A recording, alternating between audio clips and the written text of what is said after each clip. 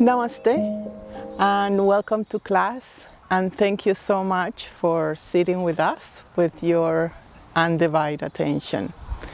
And today's class is about opening a little bit of understanding of what the soul is, because so much misinformation can mislead the actual understanding of your journey. So what is soul? Soul basically is energy, is the energy of creation that is no good or no bad, it's just what it is. It's energy that is in constant fluctuation, and through the process of different vibrations, it takes form. Now, but before it takes form, follow me on this one. Imagine that you have the energy, and this energy has data and is data. And anything that you have collect during your physical forms through time, you are gathering that information in the form of memories, in the form of impressions. It goes through your senses, it impresses your brain, and it becomes part of your memory system, your resources, your experiences, and that gives birth to your belief systems, right? If you have certain memories of certain type, you are mold your experiences and your information accordingly. Now, since the soul is really gathering all these memories, we need to see memories from 2 points of view, and this is very important. One are memories that you actually have lived and you learn, and they are embedded in the body.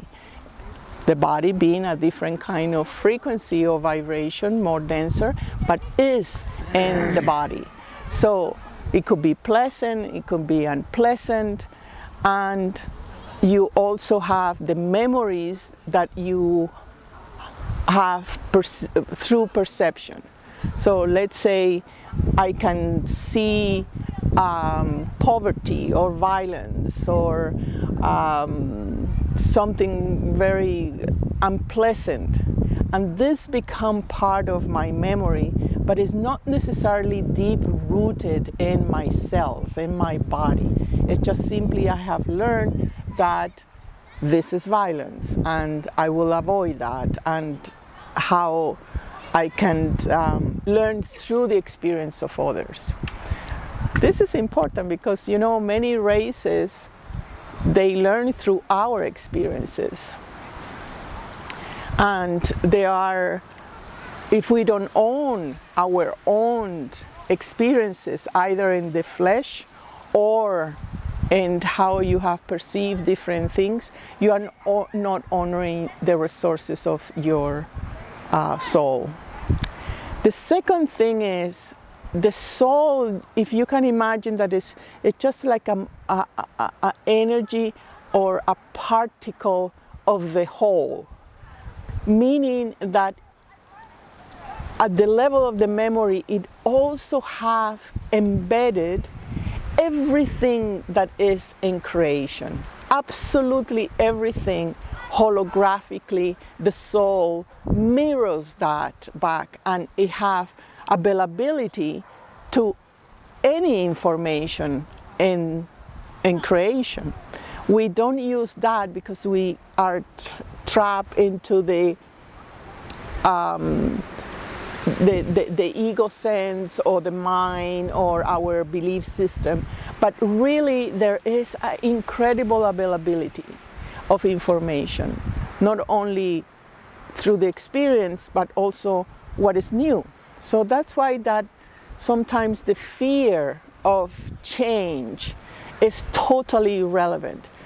It means you don't have the enough information to make sense for you the expansion that the soul needs.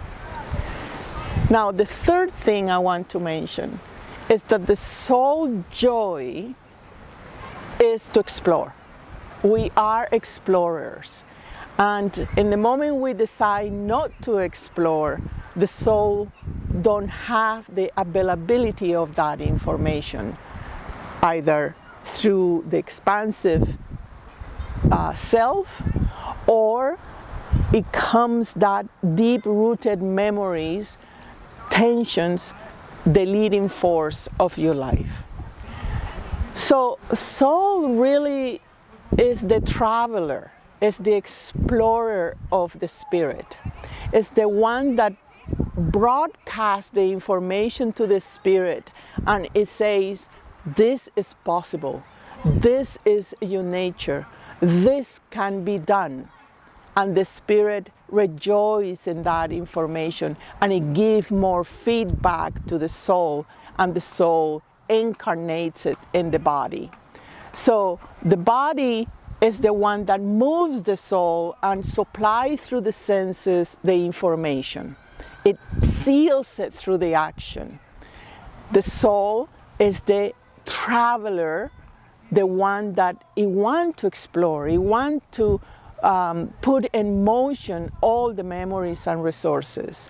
And the spirit is the pure self, is the pure light, is the pure truth, is the love, is the wisdom, is the code of everything in creation that again is broadcasting to the soul, and the soul to the body, from the body to the soul, and from the soul to the spirit. In that divine flow is harmony, is balance, is joy, is life. So saying that is super important for you to understand the wishes of the soul, because if it's any attachment that you have, any density, any impotence in the memories that you are identifying with it, the soul immediately give a break and cannot really flow, cannot really grow. So that's why detachment at the level of the soul is to see what are the subconscious hidden mechanism that is operating behind the scene of your life. Because sooner or later, even if you are the more enlightened master, it will hit you. You have to let go. So the transmission from spirit to soul to body, it flows. The river flows back and forth. So memories are great, but it can also be too dense, too rooted, too blind, because we remember and we are relying our deepest movement, deepest love, deeper wisdom in those memories. So the soul, if you have studied the structure of being, the soul is composed of 4 layers. The first layer is the layer that is in the suprasta body, is the one that gives the ability to burn, gives the ability to remove the excess of information. It decodes, it digests. That's why it's so much related to the navel center.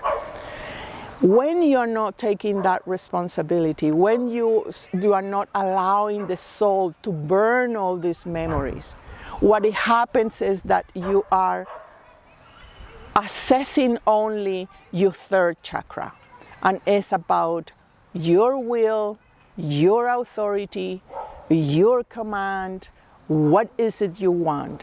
So you are like a rebel teenager that is only relied on the 3rd chakra and have an impasse through the heart, and it have an impasse to your creativity. So the second layer, and we have talked about it, is the memories, the different kinds of memories coming through the senses and in the nervous system and so on. The third level of the soul is an incredible support system.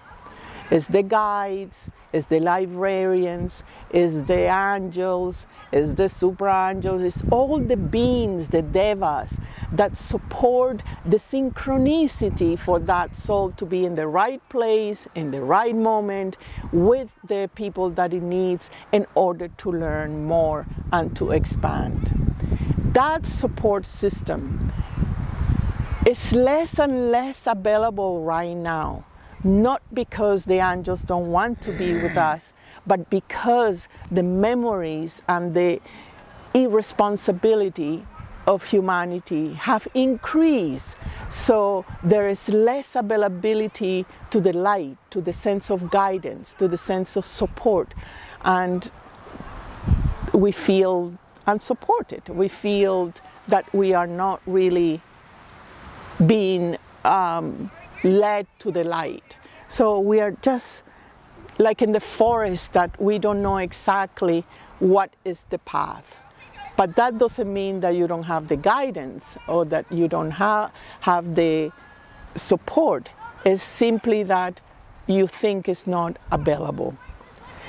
And the third part of the soul is the deepest ability to disintegrate all the form and to die and to be free from any of the memories, from any of the attachments, from any of the identifications, and to move into a place of the spirit. It's a burning part of the soul passages, and that is so important because it's very much related to the detachment of identity, the detachment of the memories, the detachment of support that may be obsolete for you. So, am I making sense? I think so, yeah. Do you want to talk about the deep-rooted memories? How you have experience? You're a very old soul and a very old master. Well, the deeper ones, they're not entirely conscious, of course. But deep in there, there's an agreement that was made, or an understanding, you know. And these agreements seem absolute. They seem like you can't go against them, and you're steered. They steer you in a certain way without you really being aware of it, you know. And of course, it's rooted in it's an ego somewhere. There's a part of the self which is identifying with that one who is oppressed or whatever. There's always a hook, you know. There's always a hook. But to get free, I don't know. Like when we go into spirit after we die, are we truly free? I think these deep agreements, we take them with us. The impressions, they make us come back again into the flesh. They form our next life. That's right, yeah. And that's what the process of reincarnation in the same frequency.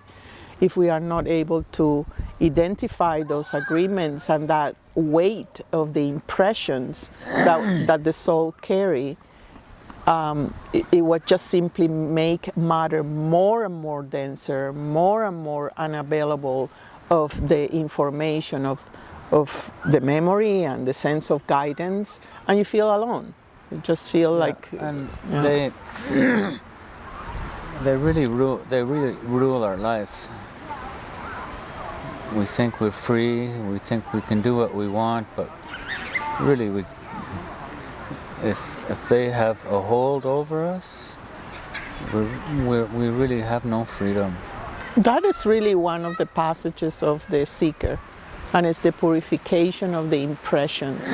That's why sadhana is so important, because if you have the impression that you're going to be persecuted, or simply that you have deduced that I'm not happy and I cannot be happy and I don't deserve happiness, or I am unworthy, whatever is the story, if that is as an impression in the body, the body and the perception will be reflecting that over and over.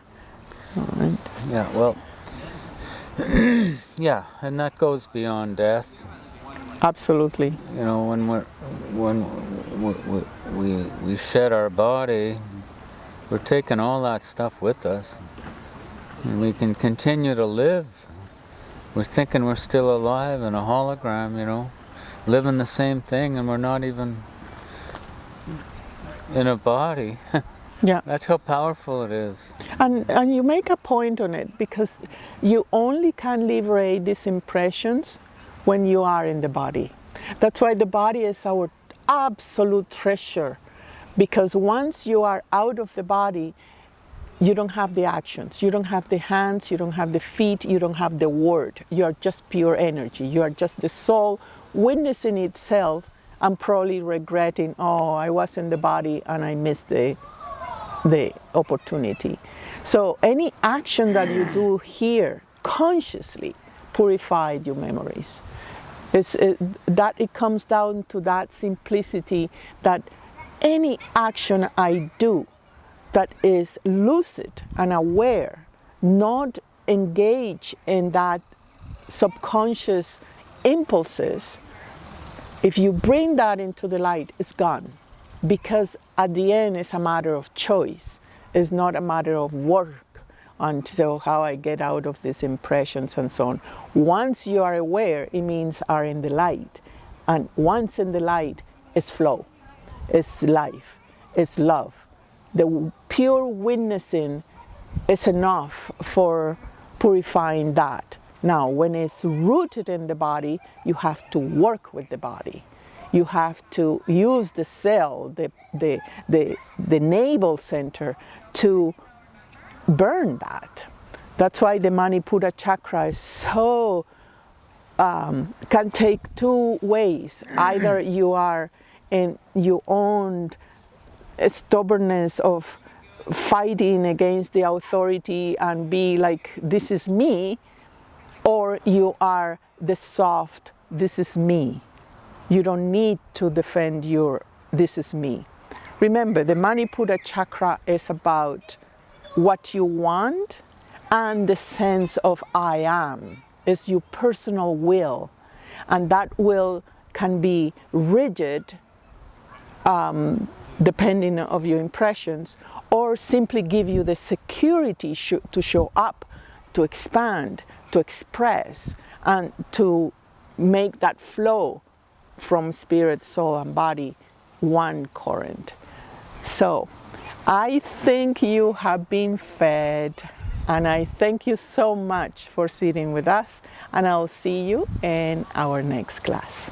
Namaste. Thank you, Matthew. Thank you. I didn't say much. You did most of the talking.